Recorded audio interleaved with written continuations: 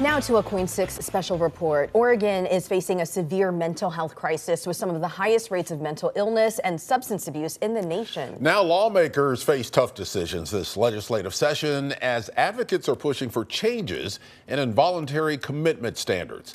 Elise Haas has been following this issue closely for years, and she has more on what's on the table. Hunter Graham's son was on a path to a successful future. He's really bright and was an honor roll student in high school. His son Austin later got accepted with a scholarship into a top biomedical engineering program in the country. But a few years later, his father Hunter says Austin's life took a violent turn. You shouldn't have to kill your mom to get mental health treatment. But that's what our bright, promising son Austin did to his mom during psychosis. In the grip of psychosis, Hunter says his son also had anosognosia, a condition where individuals are unaware of their own mental health disorders. His parents fought desperately to get him psychiatric care, but were blocked by Oregon's strict mental health laws, which often require imminent danger for involuntary treatment. Instead, his mom, Teresa, got legal guardianship over Austin, allowing her to admit him to a psychiatric hospital. And she was also a physician.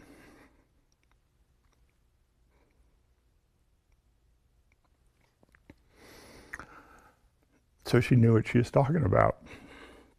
And she realized before anybody that it was going to be impossible to break the cycle without medication. However, Hunter says the hospital denied his wife's request to give Austin medication, saying their son was not that ill, a low risk of harming himself or others, and therefore it was unethical to medicate him. The hospital discharged Austin while he was still in psychosis. One night, that mental illness convinced him that his loving mom was poisoning him, and he killed her. And there was your imminent threat. And it shouldn't require that to get treatment.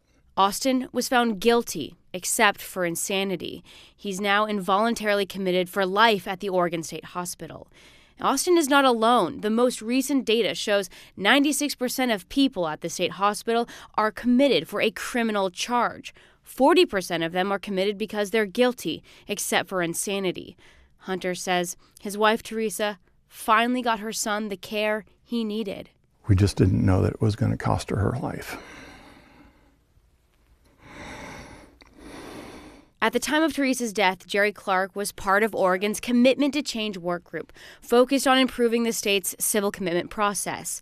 A family advocate, Jerry knew the pain of untreated mental illness with her son, Calvin. It was fast and furious. It did not come on slowly. It came on very, very quickly and altered his brain and our lives forever. When my son was so psychotic that he took all the pictures down in the house because he believed that they were hiding portals. She says her son suffered from anosognosia too, which she stresses is crucial for policymakers to understand. If they cannot recognize that they have an illness, they are unlikely to volunteer for services. Unable to recognize his own mental illness, Jerry says her son cycled through hospitals, jail, and homelessness for years, later qualifying for inpatient care and case management when he became severely sick. The long battle took its toll. He had taken himself off his medication and he was in psychosis when he died from suicide. While working with Commitment to Change, Jerry sought family input and reached out to Teresa, only to learn that her son had killed her.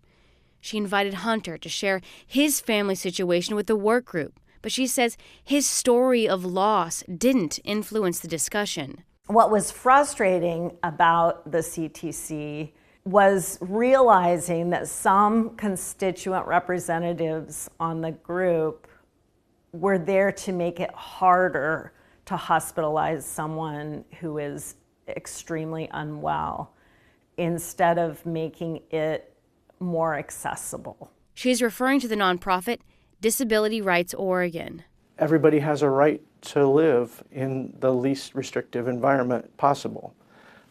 When you start taking away people's liberties and putting them into an institution that they don't need to be in, then that violates their due process. David Boyer works to protect legal rights of people with disabilities. He and the nonprofit argue that involuntary commitment is a costly and often ineffective approach to addressing mental health crises. I mean, our heart goes out to those parents, but we don't believe that further increasing that civil commitment population is good for anyone. Meanwhile, there's a new bill lawmakers are considering, redefining danger to self and others. Backed by the National Alliance on Mental Illness, it allows commitments if harm is likely within 30 days and clarifies criteria for those unable to meet basic needs. Disability Rights Oregon opposes it, but these parents argue civil commitments are only necessary for the state's sickest patients, like their kids.